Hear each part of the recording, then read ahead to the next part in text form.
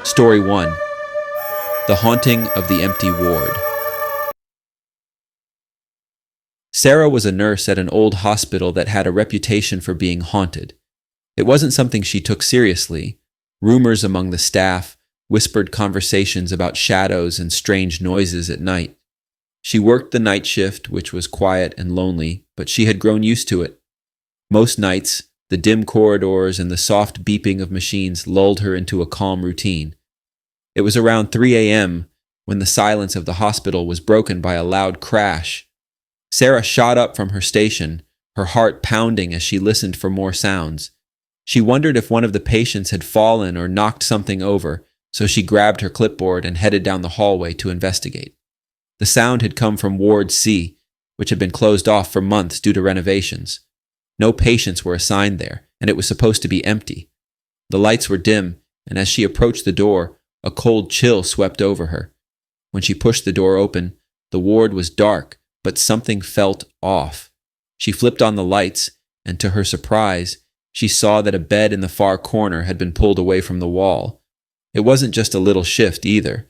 It looked as though it had been yanked hard, leaving deep scratches on the floor. Sarah frowned, stepping closer to inspect it. The room was silent except for the faint hum of the air conditioning. Her rational mind told her it must have been one of the cleaning staff who accidentally moved it. But something about the scene unsettled her. She turned to leave, but as she did, she caught sight of something in the reflection of the window. A figure standing by the bed, motionless. A woman, dressed in an old-fashioned nurse's uniform, her face obscured by shadow. Sarah's breath caught in her throat. She spun around, but the figure was gone. The room was empty, just as it had been moments before. Panic surged through her as she backed toward the door, her mind racing to make sense of what she had seen. Then, the lights flickered. The bed, which had been pulled away from the wall, creaked as it shifted again, this time sliding several feet across the floor on its own. Sarah didn't wait to see what would happen next. She ran, her footsteps echoing through the empty halls. The next day, she filed a report with her supervisor, but the incident was dismissed as a stress-induced hallucination. Still, Sarah never felt safe in the hospital again, especially not in the quiet of Ward C. Story 2. The Shadow in the Warehouse.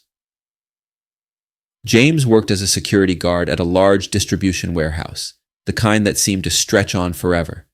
His job was simple: patrol the premises, watch the cameras, and make sure nothing out of the ordinary happened. The night shifts were long and uneventful, and he usually spent most of his time in the control room, half watching the security monitors while reading a book or checking his phone.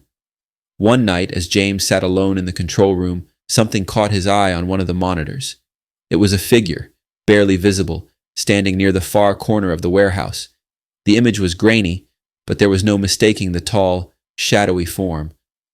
James frowned, leaning forward to get a better look.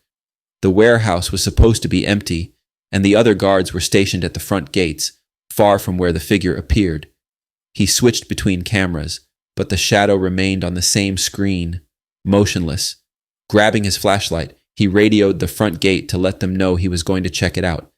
The other guard on duty responded with a bored, "Sure, let me know if you find anything."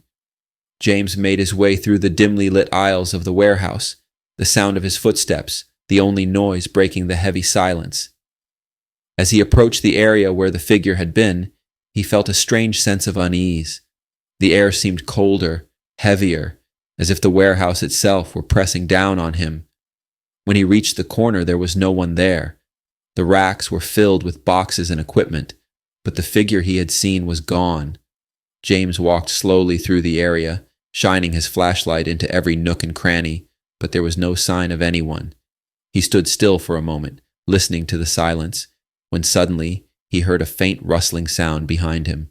He spun around, flashlight darting across the shelves, but again, there was nothing. Just as he was about to head back to the control room, the lights in the warehouse flickered, plunging the entire space into darkness for a brief second. When the lights came back on, James saw something that made his blood run cold. The shadowy figure was back, standing just a few feet in front of him, taller than he remembered. It was humanoid, but lacked any defining features, just a dark silhouette towering over him. Its presence felt wrong, like it didn't belong in this world. James didn't move. He couldn't. His legs felt like they were made of lead as the figure slowly began to dissolve into the darkness, fading away as if it had never been there. When he finally regained control of his body, James bolted out of the warehouse, his heart pounding. He didn't go back in until the sun was up, and he never worked the night shift again. Story 3. The Voices in the Call Center. Emily worked the graveyard shift at a 24-hour call center. It was a lonely job, with only a handful of other people scattered across the office floor, each glued to their phones and computers. The building was old, and during the night it seemed to groan and creak more than usual. The fluorescent lights buzzed softly, and the air conditioning made the place feel like a cold, sterile tomb. One night, around 2 a.m., Emily was alone in her cubicle, finishing up a call with a particularly irate customer. The call ended, and she took a deep breath, relieved to have a few minutes of peace before the next one came in. As she reached for her water bottle, she heard something strange. A whisper. At first, she thought it was one of her co-workers talking on their headset, but the voice was too soft, too close. It sounded as if someone was whispering directly into her ear. "Help me." Emily froze. The voice was faint, barely audible, but clear enough to send a chill down her spine. She looked around, but the nearest co-worker was several cubicles away, typing quietly. Shaking it off, she tried to refocus on her work, but the whisper came again. This time it was louder. "Help me!" Emily stood up, her heart pounding. She peered over the top of her cubicle, but the office was still. The other workers were all focused on their screens, oblivious to the strange noise. She sat back down, trying to calm herself, but the whispers continued, more persistent now, repeating the same words over and over. Then, her computer screen flickered. The screen went black for a moment, and when it flickered back on, she saw something that made her blood run cold.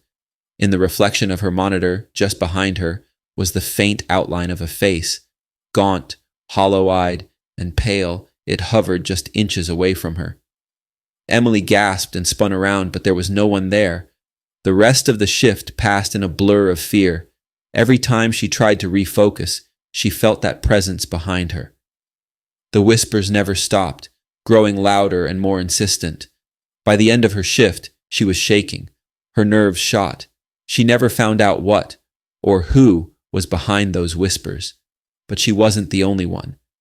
Others who worked the night shift reported similar experiences. The whispers, the cold presence, the feeling of being watched. None of them lasted long in that building. These 3 night shift horror stories are a reminder that sometimes, when the world goes quiet, something else stirs in the darkness.